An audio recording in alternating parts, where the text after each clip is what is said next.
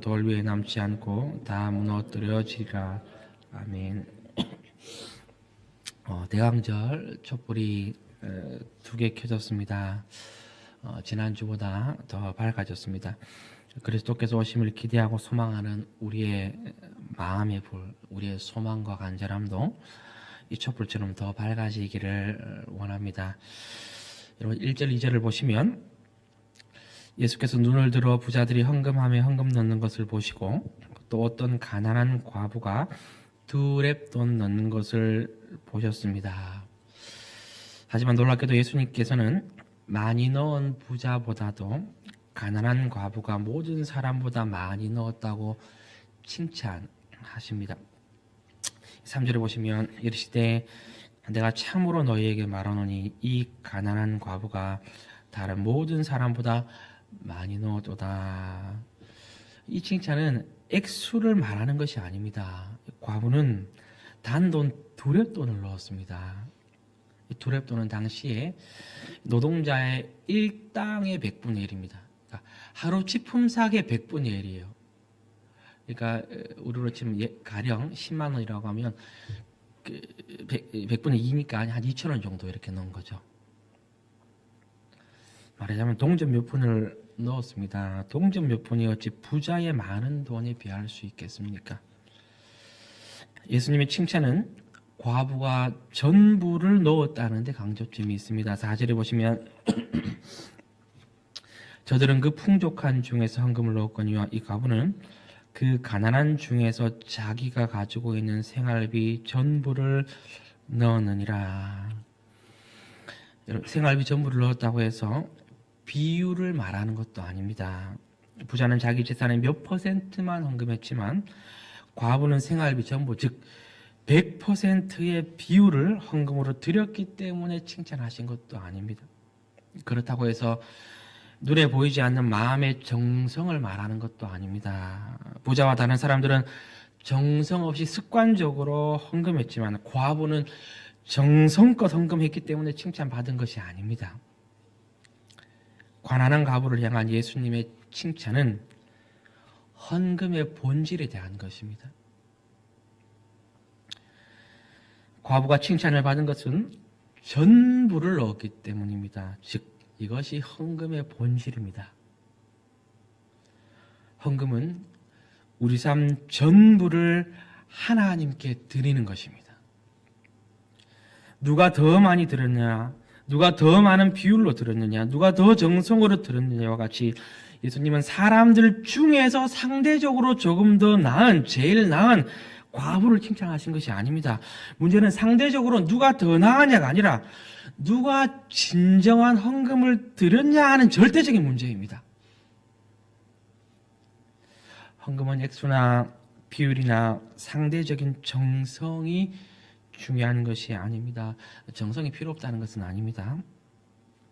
헌금의 핵심은 헌금으로 대표된 바 우리 삶 전체를 하나님께 드렸느냐 드리지 않았느냐의 문제입니다. 많은 헌금을 드리고 많은 비율을 드리고 많은 정성으로 헌금을 드렸지만 일상의 삶 속에서 자신의 삶 전체를 하나님께 드리지 않는 사람은 헌금을 드리지 않는 것과 같습니다. 은도 내 것이요 금도 내 것이요 온 천지가 다 하나님의 것이라 했어요. 하나님이 가난해서 헌금을 요구한 게 아닙니다. 내가 먹고 살 길이 없어서 내가 전 세계에 수없이 많은 교회가 있는데 이거 운영하려고 하니까 내가 돈이 너무 부족한데 내 백성들아 돈 좀 가져와라.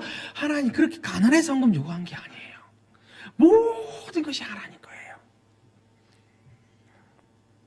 따라서 헌금의 본질은 금액이나 물건을 바치는 데 있는 것이 아니라 우리의 삶을 드리는 데 있습니다. 가난한 과부를 향한 예수님의 칭찬은 그녀의 일상의 삶의 경건과 거룩과 성결에 있습니다. 그녀는 하나님께 생활비 전부를 넣은 것처럼 일상의 삶에서 자신의 삶 전체를 하나님께 거룩한 산제물로 드렸습니다. 하지만 부자와 다른 사람들은 그렇지 않았습니다. 그들은 헌금은 많이 들었지만 그들의 삶은 하나님께 들으지 않았습니다. 그들은 헌금을 많이 들여 사람들에게 경건한 사람이라 인정받았지만 예수님은 그들의 삶은 실제로 경건하지 않다고 말씀하고 있는 거예요. 누가는 이 가난한 과부의 헌금 사건을 의도적으로 예수님께서 외식하는 서기관들을 책망하는 장면 바로 뒤에 위치입니다. 즉, 이 본문은 바로 앞본문과의 관계가 있는 거예요. 20장 끝 본문과 관계가 있는 겁니다. 20장 끝 본문은 예수님께서 외식하는 서기관들을 책망하시는 장면이에요. 너희들의 경건은 외식이다 책망하고 이어서 누가가 의도적으로 가난한 과부 전부를 넣은 헌금을 넣은 가난한 과부가 생활비 전부를 헌금으로 넣은 이 사건을 위치시키는 거예요. 얼핏 보면 주제가 둘이 별개 같아 보이는데 사실은 연결되어 있습니다. 당시 서기관들은 남다른 경건으로 백성들의 존경을 받던 지도자들이었습니다. 하지만 예수님은 그들의 외적인 경건의 이면에 있는 부패한 내면을 드러내셨습니다. 여러분 20장 46절 47절을 보시면요, 긴 옷을 입고 다니는 것을 원하며 시장에서 문안받는 것과 회당의 높은 자리와 잔치의 윗자리를 좋아하는 서기관들을 삼가라. 그들은 과부의 가산을 삼키며 외식으로 길게 기도하니 그들이 더 엄중한 심판을 받으리라 하시니라. 그들은 긴 옷을 입고 점잖은 겉모습을 하며 경건을 유지했습니다. 모습 자체가 경건한 모습이에요. 고니와 신분을 나타내지. 하지만 그 이면에는 사람 앞에서 존경과 높임을 받기 원하는 세속적인 욕망과 야심이 가득했습니다. 그렇기 때문에 회당의 높은 자리, 잔치의 윗자리를 서로 앉으려고 했던 것입니다. 47절에 보시면 그들은 과부의 과산을 삼킨다고 했는데 마태복음 6장에 가면 예수님께서 서기관과 바리새인들의 외식에 대해서 이야기하면서 그들은 사람들 앞에서 가난한 자들에게 구제를 한대요. 사람들을 보는 앞에서는 가난한 사람들에게 구제를 많이 하는 거예요. 이 구제하는 모습을 보임을 통해서 사람들에게는 존경과 인정을 받지만 그러나 사람들이 아무도 보지 않는 곳에서는 그 사회에서 가장 가난한 사람, 과부의 가산을 삼켜버리는 잔인하고 무자비한 악한 모습들이 그들 내면 안에 있다는 겁니다. 더 나아가서 그들은 길게 기도하며 경건의 모범을 보이는 것처럼 했지만 실상은 자신은 기도하는 사람이라는 것을 만천하에 알리고자 하는 허영심으로 기도하는 사람들이었습니다.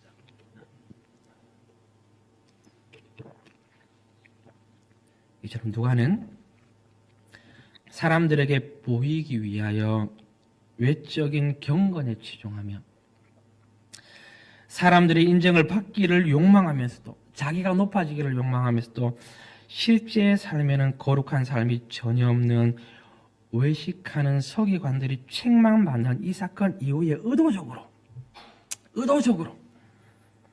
자기 생활비 전부를 들인 가난한 과부의 헌금 사건을 넣었습니다. 왜냐하면 참된 경건이란 외식으로 사람들에게 보이기 위해 여러 가지 종교 활동하는 것이 아니라 자신의 삶 전체를 하나님의 말씀에 부합한 생활로 드리는 것이라는 것을 보여주기 위해서입니다. 마태복음 5장에서 7장까지 산상수훈의 내용이 기록되어 있습니다. 산상수훈은 예수님께서 하나님 나라 백성들에게 하나님 나라 백성의 삶이 무엇인지를 가르쳐 주신 내용입니다. 여러분, 하나님 나라의 백성은 어떻게 살아야 될까요? 우리가 하나님 나라의 백성이라면 우리는 도대체 어떠한 모습으로 살아야 할까요? 산상수훈을 보시면 됩니다. 마태복음 5장, 6장, 7장. 하나님 나라의 백성의 삶은 이와 같다. 이 산상수훈의 구조가 있는데 먼저 팔복이 나오지 않습니까? 심령이 가난한 자는 복이 있나니 애통하는 자는 복이 있나니. 이 팔복은 하나님 나라의 백성이 이미 받은 복을 얘기하는 거예요. 하나님 나라의 백성은 이런 성품이 있다는 거죠. 팔복과 같은. 이 복이 있나니 복이 있나니라고 하는 이 마카리오스, 헬라어로 마카리오스는 이미 받은 복을 얘기합니다. 하나님 나라 백성에게는 이미 심령이 가난한 복이 있는 거예요. 예수님께서 오병이어 사건에서 하늘을 우러러 떡을 떼시면서 축사하셨거든요. 이 축사하셨다는 말이 유로지오입니다. 헬라어로. 이 헬라어로 유로지오는 복을 비는 거예요. 지금 복을 주세요 하는 겁니다. 복이 없을 때 복을 비는 거예요. 근데 마카리오스, 마태복음 5장 8복에 나타나는 마카리오스 복이 있나니는 이미 받은 복이에요.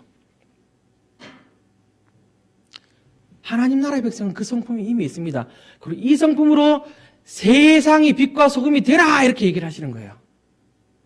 그리고 구체적으로 어떻게 그 빛과 소금의 삶을 살아야 될지 5장 21절부터 설명하는데 살인하지 말라, 간음하지 말라 쭉 설명하시는데 예수님께서 이 구체적으로 설명하시기 전에 하나님 나라의 백성의 삶과 다른 사람들의 삶을 비교하는 말을 5장 20절에 하십니다. 5장 20절에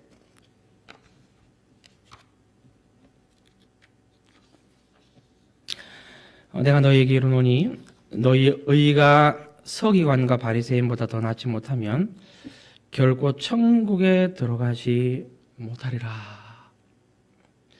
너희 의가 서기관과 바리새인보다 더 낫지 못하면 결코 천국에 들어가지 못하리라.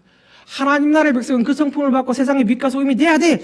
그런데 그 성품이 있는 너희 의가 서기관과 바리새인보다 더 낫지 못하면 결코 천국에 들어가지 못할 것이야 라고 말한 다음에 21절부터 이 구체적인 삶을 쭉 얘기해요. 살인하지 말라, 간음하지 마라. 여러분 여기서 더 나은 의, 더 나은 의는 예수님의 의, 즉 칭의로 보는 학자들도 많고 성화의 의로 보는 학자들도 많습니다. 이 칭의로 본다는 것은 이 서기관과 바리새인들이 그들은 자기들의 행함으로 영생을 얻을 수 있다고 본 거예요. 그래서 예수님께서 인간의 행함으로는 영생을 얻을 수 있는 거 아니야 라고 하면서 인간이 도무지 행할 수 없는 아주 높은 차원, 아주 높은 수준의 윤리적 삶을 하나님 산상수훈에서 쭉 제시하는 거예요. 누가 이렇게 살아갈 수 있어? 아무도 없어. 따라서 인간의 행위보다 더 나은 의, 즉 예수님의 의를 붙들어야 돼 이렇게 보는 학자들도 있고 성화의 의로 보는 학자들도 있습니다. 이 성화의 의는 바리새인과 서기관들의 삶보다 실제적으로 더 나은 거룩한 삶을 살아야 한다고 보는 의입니다. 여러분 서기관과 바리새인의 삶은 도대체 어땠을까요? 그리고 하나님 나라의 백성은 실제적으로 이 서기관과 바리새인보다 도대체 어떻게 더 살아야 될까요? 이 산상수훈에서 가장 많이 등장하는 단어 중 하나가 외식입니다. 사람에게 보이려고 하지 마라입니다. 사람에게 보이려고 그들 앞에서 너희 의를 행하지 않도록 주의하라. 그리하지 아니하면 하늘에 계신 너희 아버지께 상을 받지 못하니라. 그러므로 구제할 때에 외식하는 자가 사람에게서 영광 받으려고 회당과 거리에 나가서 나팔 부는 것처럼 나팔 불지 마라. 구제할 때. 또 너희는 기도할 때에 외식하는 자와 같이 사람들에게 보이려고 회당과 거리 입구에 있어서 어기 입구에 딱 출입구에 있어서 누구든지 들어오는 모든 사람에게 나 지금 기도하고 있어 보이려고 하지 마라. 금식할 때에도 너희는 외식하는 자들과 같이 사람에게 보이려고 일부러 슬픈 기색을 내고 얼굴을 흉하게 해가지고 내가 지금 금식하고 있어. 바리새인과 서기관들이 그렇게 산다는 겁니다, 여러분. 더 놀라운 점은 이것이 그들의 경건이라는 거예요. 그들은 보이기 위하여 행하는 것이 마땅하다고 생각했던 거예요. 그리고 그것을 그들의 경건으로 생각했습니다. 그러나 예수님은 하나님 나라의 백성의 삶은 사람에게 보이려는 삶이 아니라는 것을 강조하고 있습니다. 왜냐하면 참된 경건이란 외식으로 사람에게 보이기 위해 여러 가지 종교 활동을 하는 것이 아니라 자신의 삶 전체를 하나님의 말씀에 부합한 생활로 드리는 것이기 때문입니다. 그래서 산상수훈은 마음까지 요구되는 삶을 교훈합니다. 5장 21절부터 보십시오. 살인하지 말라, 간음하지 말라. 몸을 죽이는 것만이 살인이 아니라 마음으로 형제를 미워하는 것도 살인이라. 몸을 탐하는 것만 간음이 아니라 마음으로 음욕을 품는 것도 간음이라. 이 모든 것들이 단지 겉으로 드러나는 보이는 행위를 넘어 몸과 마음, 몸과 영혼 전부를 하나님께 드리는 삶을 살라. 그게 하나님 나라 백성의 삶이라. 너희 전체를 거룩한 산제물로 하나님께 드려라. 이게 성화의 의의입니다. 하나님 나라의 백성은 사람에게 보이려고 하는 경건의 외적 행실에 머물러 있는 것이 아니라 자기의 삶 전부를 하나님께 드리는 참된 경건의 삶을 살아야 합니다. 그리고 오늘 본문에서 자기 전부를 드렸던 과부의 헌금을 통해서 이것이 바로 하나님 나라 백성의 삶이야. 이것이 바로 하나님 나라 백성의 삶이야. 예수님이 인정하시고 칭찬하신 거예요. 예수님은 전부를 드린 가난한 과부의 헌금을 칭찬하시는 걸 통해서 참된 경건의 삶을 가르치신 것과 동시에 또 한편으로는 진정한 경건과 거룩이 무너진 이스라엘을 책망하고 계십니다.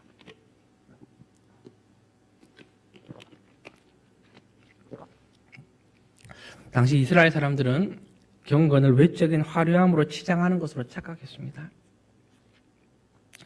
예수님은 이처럼 외적인 화려함으로 경건을 치장하는 이들이 마지막 날 어떻게 심판을 받게 될 것인지를 그들이 그렇게 공들여 치장한 성전을 가리켜 말씀하십니다. 여러분들 5절에 보시면 5절을 같이 읽어볼까요?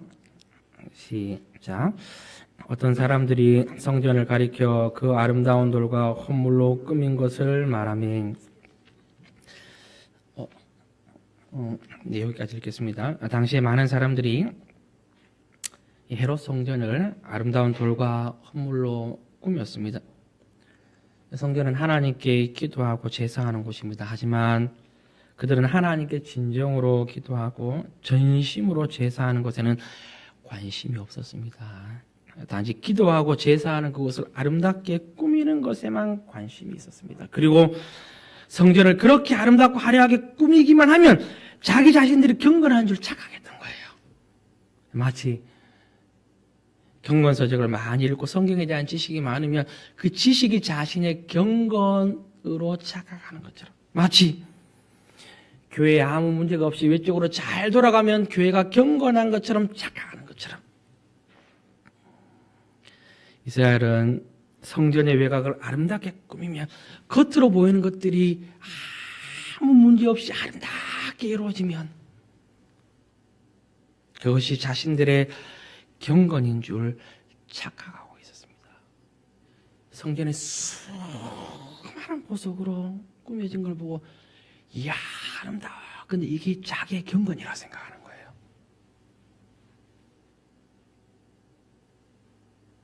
하지만 예수님은 때가 이르면 성전이 돌 하나도 돌 위에 남지 않고 다 무너질 거라 말씀합니다. 6절을 같이 읽어보겠습니다. 시작. 너희 보는 이것들이 날이 이르면 돌 하나도 돌 위에 남지 않고 다 무너뜨려지리라. 외적인 경건만 치장하는 백성들, 사람들에게 보이기 위해 경건 생활하는 백성들, 그렇게 외적인 종교 생활을 성실히 하는 것으로 마치 자신이 경건하다고 착각하는 모든 사람들은 때가 되면 성전이 와르르 무너지는 것처럼 그들도 멸망하고 말 거란 겁니다. 심판날에 그 외적인 경건이 심판으로부터 지켜줄 수 없다는 거예요. 여러분, 그런데 이 성전의 무너짐에 대한 심판이 바로 이 서기관과 서기관들에 대한 심판을 명하신 것과 같습니다. 20장 47절, 오늘 본문 직전에 20장 47절 말미를 보시면요, 마지막 부분, 그들이 더 엄중한 심판을 받으리라. 외식하는 서기관들을 향한 심판을 말씀하셨습니다. 예수님은 외식으로 경건을 치장하는 서기관들이 받을 심판을 말씀하시고, 그 심판이 외적으로 화려하기만 하는 성전이 무너진 것 같이 이루어지리라. 심판날에 외적으로 화려한 모든 것들은 다 무너지리라 고 얘기하시는 거예요. 말라기서가 말씀하고 있는 바가 그것입니다. 하나님은 종교적인 행위를 가장 열심히 하고 있는 이스라엘 백성들에게 너희는 나를 공경함이었고 나를 두려워하지도 않고 나를 경외하지도 않고 나에게 제사하지도 않고 나에게 기도하지 않는다고 책망하십니다. 여러분, 이게 이스라엘 백성들에게는 충격적인 얘기예요. 아니, 사실은 당황스러운 얘기예요. 우리가 하나님 경외 안 한다고요? 우리가 하나님 제사 안 한다고요? 우리가 하나님께 기도 안 한다고요?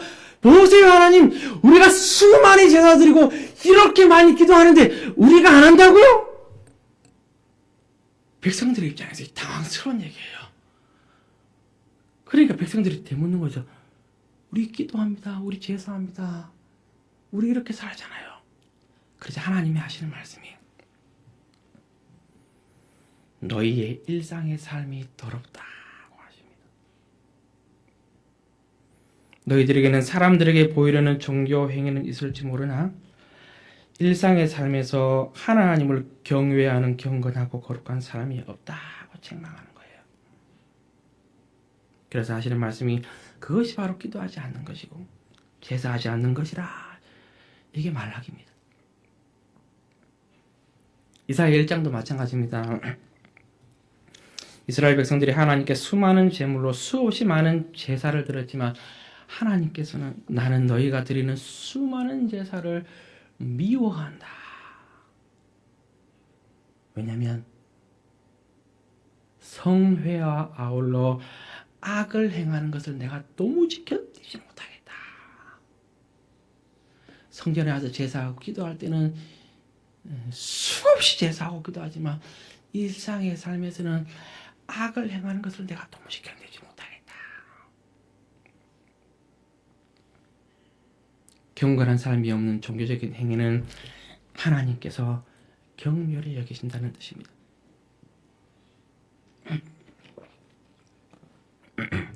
여러분, 부자처럼 헌금을 많이 넣는 종교적 행위가 중요한 것이 아니라 가난한 과부처럼 자신의 삶 전체를 거룩한 산제물로 하나님께 드리는 경건한 삶이 더욱 중요합니다. 우리의 삶 전부를 하나님께 드리는 게 더 중요합니다. 이 말은 헌금하지 말라, 삶이 중요하기 때문에 헌금은 안 해도 된다, 절대로 이렇게 생각하시면 안 됩니다. 세례교인이 마땅한 의무는 헌금이죠. 세례교회는 내게 있는 모든 것은 하나님으로부터 왔고 따라서 내 삶 전체를 하나님이 기뻐하시는 거룩한 선물, 산제물로 드리겠다는 이 헌상에 대한 신앙 고백으로 주일 공예배 때마다 마땅히 헌금을 드려야 합니다. 하지만 헌금만 드려서는 될 것이 아니고 헌금으로 대표되는 바 일상에서 우리 삶 전부를 하나님께 거룩한 산제물로 드려야 됩니다. 이 헌금은 의의가 있고 궁극적인 목적이 있고 실용적인 목적이 있어요. 헌금은 우리의 모든 것은 하나님으로부터 왔기 때문에 내 삶 전부를 하나님께 드려야 된다는 거거든요.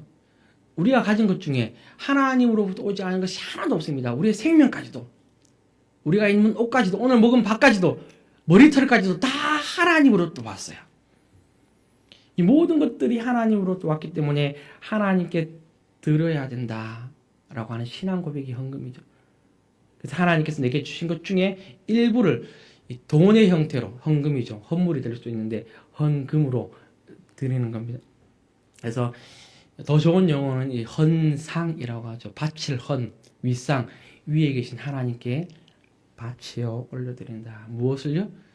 우리 삶 전부를, 내 삶 전부를 드린다는 고백이, 이 주일날 공예배 때 내게 주신 것 중에 일부를 하나님께 드린 걸로 내 삶 전부를 드리는 겁니다. 예배 때는 하나님께서 하나님 전부를 우리에게 주시는 거예요. 그게 성찬입니다, 여러분. 성찬에서 예수님은 자기 자신 전부를 주시는 거예요.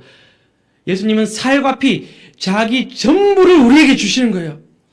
그렇게 성찬을 통하여 예수님의 전부를 받은 사람은 자기도 자기의 모든 것을 그 예수님께 드리는 거죠. 그래서 이 성찬은, 이 헌금은 그래서 원래 성찬의 문맥에 있습니다. 우리가 이 성찬과 이 봉헌 시간을 따로해서 그런데 헌금 자체가 성찬 안에 있어요. 고대교회도 초대교회도 보면 성찬 때 가지고 왔던 이 빵으로 헌금을 한 거예요. 남은 걸로. 성찬 안에 헌금의 문맥이 있습니다. 우리는 예수님으로부터 예수님의 모든 것을 받고 우리 또한 우리 삶 전부를 하나님께 드리는 거죠. 그게 헌금의 형태로 표현되는 겁니다. 장모님이 여기서 헌금함을 들고 봉헌함을 들고 걸어 나오실 때 그냥 걸어 나온 것이 아니라 우리 삶 전부를 하나님께 드리겠다는 신앙 고백으로 나오는 거죠. 돈만 드리는 게 아닙니다. 이것이 바로 바울이 로마서 12장에서 말한 영적인 예배, 즉 합당한 예배입니다. 그러므로 형제들아, 내가 하나님의 모든 자비하심으로 너희를 권하노니 너희 몸을 하나님이 기뻐하시는 거룩한 산제물로 드리라. 이는 너희가 드릴 영적 예배, 합당한 예배니라. 너희는 이 세대를 본받지 말고 오직 마음을 새롭게 함으로 변화를 받아 하나님의 선하시고 기뻐하시고 온전하신 뜻이 무엇인지 분별하도록 하라. 12장 1, 2절 로마서 12장 11장까지는 애정과 믿음에 대해서 얘기했습니다. 즉 하나님의 자비로부터 베풀어진 모든 은혜를 얘기했어요. 1장부터 11장까지, 1장부터 3장까지 구원받을 자격 없는 죄인 얘기하고 3장 21절부터 하나님의 은혜를 11장까지 쭉 얘기합니다. 그러면서 12장 1절에 하나님의 모든 자비하심으로, 이렇게 하나님의 자비하심으로 구원받은 하나님 나라의 백성은 어떻게 살아야 되겠는가? 너희 삶 전부를 거룩한 제물로 하나님께 드리라. 로마서입니다. 이게 헌금이요, 곧 헌상이요, 참된 경건입니다.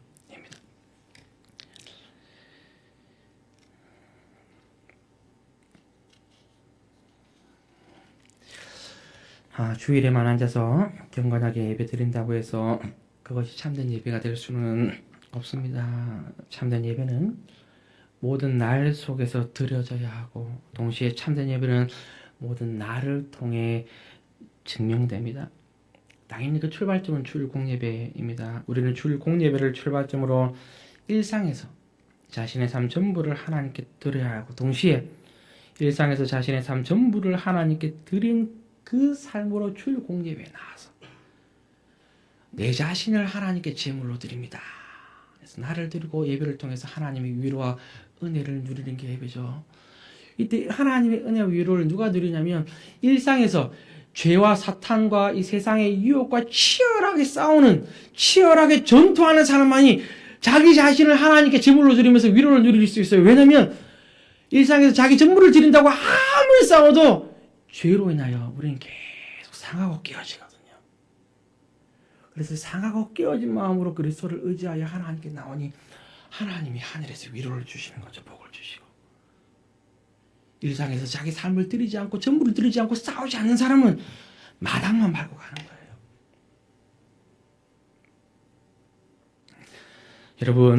여러분들은 예수 그리스도로부터 예수님의 전부를 받으셨습니까?